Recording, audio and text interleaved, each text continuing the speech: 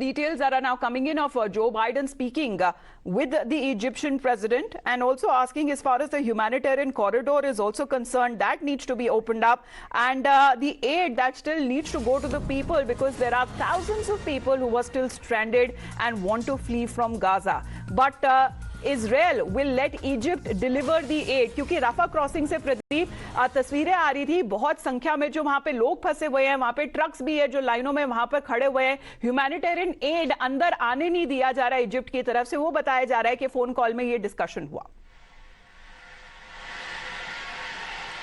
बिल्कुल आप सही कह रहे हैं कि जो बाइडेन जब अभी आ ही रहे थे टेल अवीव, उनने उस समय बात करी थी अब्दुल फतेह जो कि इजिप्ट के प्रेसिडेंट हैं, उनसे बातचीत की कि ह्यूमैनिटेरियन कॉरिडोर को खोला जाए ताकि लोगों को थोड़ी राहत मिले, जो गाजा के लोग, फलस्तीनी लोग वहाँ पे फंसे हैं, ताकि वो मूव कर सकें। दूसरी ये बात कही गई कि उनको ह्यूमैनिटेरियन एड दिया जाना चाहिए। आपने देखा होगा कि जो बाइडेन के कल के भाषण के बाद इसराइल के थोड़े रुख बदले हुए नजर आ रहे हैं, क्योंकि पहले इसराइल नहीं चाहता था कि किसी किस्म की एड जाए, क्योंकि उनको लग रहा था कि हो सकता है एड के बहाने वहाँ पे कोई एम्युनिशन प्रोवाइड करे, लॉजिस्टिक सपोर्ट प्रोवाइड करे हमास को। लेकिन अब उन्होंने मान लिया कि इजिप्ट के रास्ते से, इजिप्ट द्वारा जो ह्यूमैनिटेरियन एड है, खासकर जो हॉस्पिटल में जो इंजर्ड हुए हैं, एटलीस्ट डॉक्टर्स उनको मेडिसिन प्रोवाइड करें, उनका इलाज अच्छी तरह हो सके, तो एक एड, मतलब कि एक थोड़ा सा राहत की सांस है उन लोगों के लिए, फलस्तीन के लोगों के लिए, अगर एड का मिलना शुरू हो जाती है। क्योंकि अगर एड नहीं मिलती है तो हमास के लिए फायदेमंद रहता है। हमास हमेशा इंटरनेशनल लेवल पे यही जताने की कोशिश करेगा कि देखिए किस तरीके से फलस्तीनियों को मारने की साजिश रची जा रही है,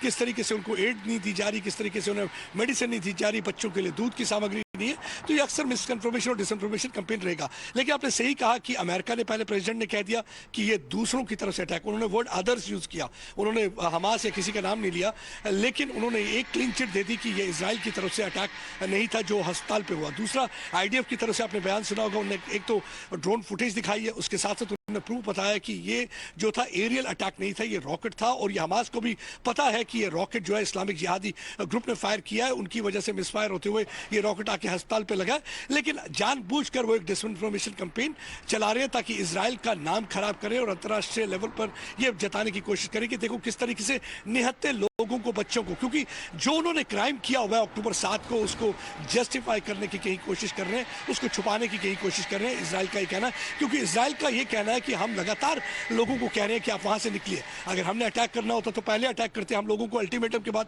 अल्टीमेटम इसीलिए दिए जा रहे हैं, और जो बाइडेन के आने से पहले हम क्यों ऐसा करेंगे, यानी कि यहाँ पे कोई षड्यंत्र या सैबोटाज करने की कोशिश कर रहा है। इजराइल का इसमें कोई हाथ नहीं है, ये इजराइल की तरफ से लगातार जो बयान आ रहे हैं। लेकिन आने वाले दिनों में जिस तरीके से जो बाइडेन के बाद लगता है कि हो सकता है कि थोड़ा सा सिचुएशन में थोड़ा सुधार है, क्योंकि जो बाइडेन ने क्लियर कट वर्ड्स में कहा है कि हम लॉ को फॉलो करेंगे, क्योंकि एक डेमोक्रेटिक कंट्री है इजराइल, एक डेमोक्रेटिक कंट्री जिस तरीके से लॉ को फॉलो करती है उसी तरह से फॉलो करेंगे। जो 9/11 के बाद हमने गलतियां करी थी वो गलतियां नहीं करेंगे।